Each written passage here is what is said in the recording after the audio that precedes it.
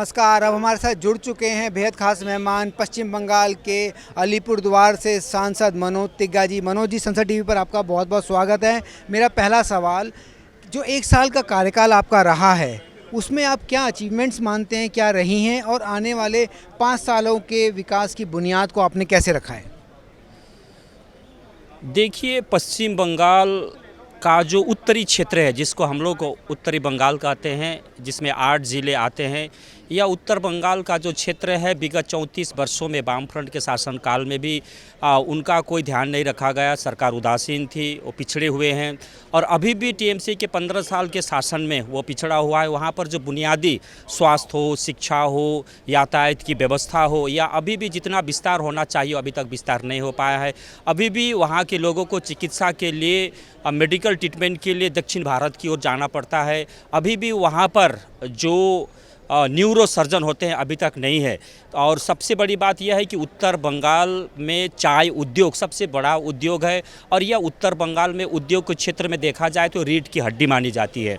तो यह उद्योग दिन प्रतिदिन ख़त्म होता जा रहा है, बंद होता जा रहा है। जहाँ खुला है वहाँ भी श्रमिक को समय पर वेतन नहीं मिलता, जिसके कारण उनके अन्य राज्यों में पलायन होना पड़ रहा है, और वहाँ के युवक युवतियों को भी पलायन होना पड़ रहा है। और बागान बंद होने के कारण, और साथ ही साथ बागान खुला होने के बावजूद भी वेतन नहीं मिलने के कारण वहाँ मानव तस्करी जैसी घटनाएँ भी वहाँ पर आगे बढ़ रही। मैंने इसे कई एक बार सदन में भी उठाया है, बीते कल भी मैंने उठाया है। तो मेरा जो प्लान है आने वाला समय में वहाँ पर बुनियादी ढांचा जैसे स्वास्थ्य का विकास हो, और वहाँ पर काफ़ी पोटेंशियल है, संभावनाएं है कि जो वहाँ पर ट्राइबल, कोच, मेच, राभा, आदिवासी और बांग्ला भाषी, हिंदी भाषी सभी लोग वहाँ पर रहते हैं, माने मिनी इंडिया जैसे है। और वहाँ पर स्पोर्ट्स की भी काफ़ी संभावनाएं हैं, फुटबॉल का, क्रिकेट का, हॉकी का। तो आने वाला समय पर वहाँ पर एक ओपन स्टेडियम हो मल्टीपर्पज़, ताकि वहाँ पर जो बच्चे हैं अपने जो प्रतिभा है उसको राष्ट्रीय स्तर पर, अंतर्राष्ट्रीय स्तर पर उसको दिखा सके।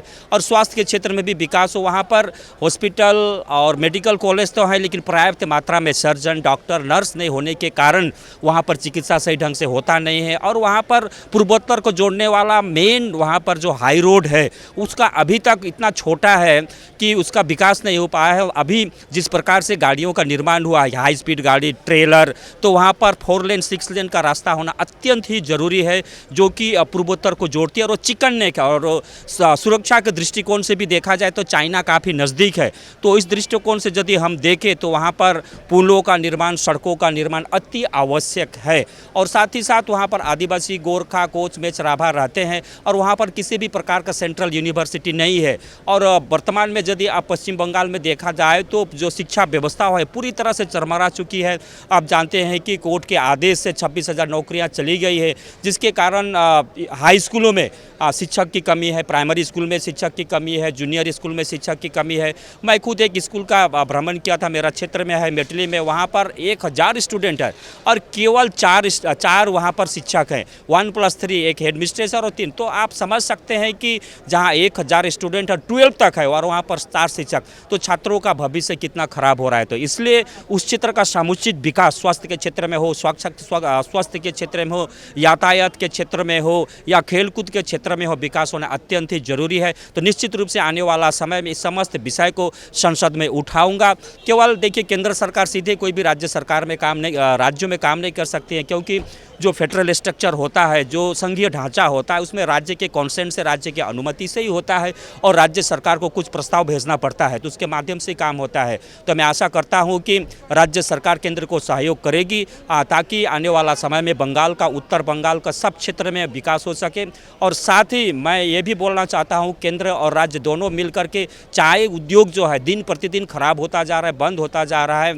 यदि रेल के बाद में देखें तो चाय उद्योग ही सबसे बड़ा एम्प्लॉयमेंट देने वाला क्षेत्र है, इसलिए इस पर ध्यान देना अति आवश्यक है। अगर हम बात करें विकसित भारत के प्रधानमंत्री नरेंद्र मोदी के लक्ष्य की, तो आप अपने क्षेत्र को कहाँ पाते हैं? वर्तमान में क्या स्थिति है? कौन सी ऐसी योजनाओं की आपको ज़रूरत है जो केंद्र और राज्य से लेकर अपने क्षेत्र का समुचित विकास आप कर सकें? देखिए, जो प्रधानमंत्री जी का विज़न है कि जो आने वाला समय में कि 2047 तक हम देश को विकसित राष्ट्र बनाएंगे, तो निश्चित रूप से एक प्रधानमंत्री का ये बहुत बड़ा सपना, इसमें सभी को दलगत राजनीति से ऊपर उठ करके सहयोग से, चाहे राज्य में किसी भी सरकार क्यों ना हो, क्योंकि राज्य का विकास होने से ही देश का विकास होगा, गांव का विकास होने से ही जिले का विकास होगा, जिले के विकास होने से राज्य का विकास होगा, राज्य का विकास होने से ही देश का विकास होगा। और इस क्षेत्र में पश्चिम बंगाल काफ़ी पिछड़ा हुआ है, क्योंकि वहाँ सब समय राजनीति होता है। तो मेरा अनुरोध है राज्य सरकार से, दलगत राजनीति से ऊपर उठ करके केंद्र से कंधा में कंधा मिलाकर काम करे, ताकि राज्य का विकास हो। राज्य का विकास होने से जनता का विकास होगा। ऐसा जैसे रेल के क्षेत्र में हो, रोड के क्षेत्र में काफ़ी काम जो है, काफ़ी योजनाएं जो लंबित पड़ा हुआ है और राज्य सरकार का सहयोग नहीं मिलता। इसलिए देश को विकसित राष्ट्र बनाने के लिए हर क्षेत्र में, शिक्षा के क्षेत्र में, यातायात के क्षेत्र में, स्वास्थ्य के क्षेत्र में, जितने भी मैंने चहुर्मुखी विकास होना चाहिए, तभी देश आगे बढ़ सकता है। तो मेरे ख्याल से निश्चित रूप से राज्य इस पर चिंता करेगी, केंद्र सरकार को सहयोग करेगी और देश को आगे बढ़ाने में एक महत्वपूर्ण भूमिका अदा करेगी, ऐसा मेरा मानना है। संसद टीवी से बात करने के सर आपका बहुत बहुत धन्यवाद। तो ये थे मनोज तिग्गा जी, जिन्होंने बताया किस तरह से वो अपने क्षेत्र के विकास को लेकर तत्पर हैं और पश्चिम बंगाल और केंद्र के बीच में एक कड़ी की तरह काम कर रहे हैं। संसद टीवी के लिए सुरेंद्र कुमार।